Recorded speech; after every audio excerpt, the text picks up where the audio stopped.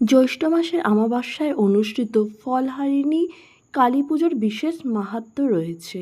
অশুভ কর্মফল নাশ করে শুভ ফল প্রদানকারী এই রূপে দেবী কালী ভক্তদের সংকট, ব্যাধি ও কষ্ট দূর করেন।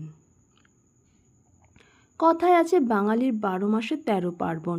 প্রতি মাসে কোনো না কোনো দেবদেবীর পূজা হয়ে থাকে কিংবা থাকে কোনো পুজোর বিশেষ রীতি। হিন্দুদের প্রাচীন দেবদেবীর তালিকায় স্থান পান মহাদেব বিষ্ণু থেকে শুরু করে মা কালী। প্রাচীনকাল থেকেই হিন্দু শাস্ত্র ধর্মবিশ্বাসে দেবী কালী ও বহুমাত্রিক শক্তিরূপে পূজিত হন। তিনি কখনো ভয়ঙ্করী তো কখনো পরমা প্রকৃতি মাতৃ স্নেহময়ী, আবার তিনি কখনো মুক্তিদায়িনী। তার এই বৈচিত্র্যময় রূপাবলীর মধ্যে একটি গুরুত্বপূর্ণ পুজো হল ফলহারিণী কালী পুজো। প্রতি বছর জ্যৈষ্ঠ মাসের অমাবস্যা তিথিতে অনুষ্ঠিত হয় ফলহারিণী কালী পুজো। শাস্ত্র ও অলৌকিক বিশ্বাস অনুসারে এই পুজোয় দেবী অশুভ কর্মফল নাশ করে ভক্তকে শুভ ফল প্রদান করে থাকেন। এই ফলহারিণী কালী পুজোয় আছে বিশেষ মাহাত্ম্য। ফলহারিণী শব্দটি সংস্কৃত উৎস থেকে এসেছে। ফল অর্থ কর্মফল বা কাজের ফল এবং হারিণী শব্দের অর্থ হচ্ছে হরণ করেন যিনি, অর্থাৎ ফলহারিণী হলেন সেই দেবী যিনি অশুভ কর্মফল হরণ করেন এবং তাকে শুভ ফল দান করেন। এই বিশ্বাসের উপর ভিত্তি করে গৃহস্থ থেকে সাধু সকল স্তরের ভক্তগণ এই তিথিতে দেবীর উপাসনায় ব্রতী হন।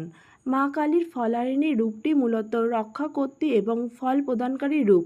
এই রূপে দেবী ভক্তের সকল সংকট, ব্যাধি ও কর্মফল হরণ করে থাকেন।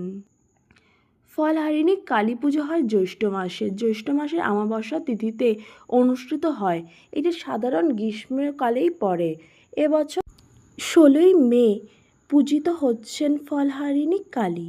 এই সময় নানা রকম মৌসুমি ফল পাওয়া যায়, যে কারণে আম, জাম, লিচু, কাঁঠাল, তরমুজ, তালশাঁস, বেল, আনারস দিয়ে মাকে পুজো করা হয়ে থাকে। ফলহারিণী কালী পুজো মূলত উদ্দেশ্য হলো অশুভ কর্মফল নাশ এবং শুভ ফল লাভ করা। ভক্তদের বিশ্বাস, এই পুজো করলে রোগব্যাধি দূর হয়, বিদ্যাপ্রাপ্তি ও বুদ্ধির বিকাশ ঘটে, অর্থ সাফল্য ও কর্মজীবনে উন্নতি ঘটে, দাম্পত্য জীবন শান্তি ফিরে আসে, মানসিক ক্লেশ ও অস্থিরতা দূর হয়। প্রচলিত প্রথা অনুযায়ী অনেকে এই তিথিতে উপবাস পালন করেন, রাতে দেবী আরাধনা করেন এবং ভোর রাতে ফল ও অন্যান্য উপাচারে হোম ও পুষ্পাঞ্জলি দেন। এই রীতি মেনে পূজিত হন মা ফলহারিণী কালী। অন্যদিকে এই তিথিতে শ্রী রামকৃষ্ণ পরমহংস স্বয়ং শ্রী শ্রী মা সারদা দেবীকে ষোড়শী রূপে পুজো করেছিলেন। তিনি সারদা মাকে দশ মহাবিদ্যার অন্যতম দেবী রূপে দেখেছিলেন এবং তাকে মহাশক্তির প্রতীক রূপে উপাসনা করেন। এই ঘটনাটি ঘটেছিল ফলহারিণী তিথিতে, এই পুজোর দিন, তাই এর বিশেষ মাহাত্ম্য রয়েছে।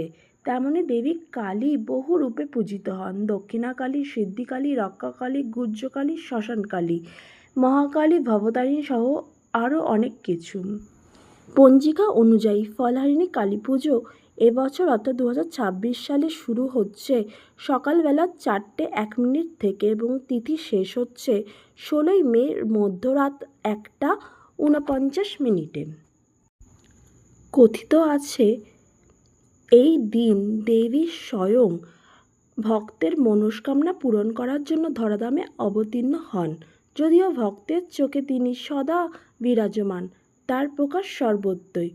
এই দিন দেবীর পুজো করলে জীবনে সুখ শান্তি আসে এবং সমস্ত বাধা বিঘ্ন জীবন থেকে দূর হয়। তাই আসুন আমরা সবাই মিলে শ্রী মায়ের নাম নিয়ে এই ফলহারিণী অমাবস্যায় মায়ের পুজোয় ব্রতী হই। শুভ ফলহারিণী কালী পুজো।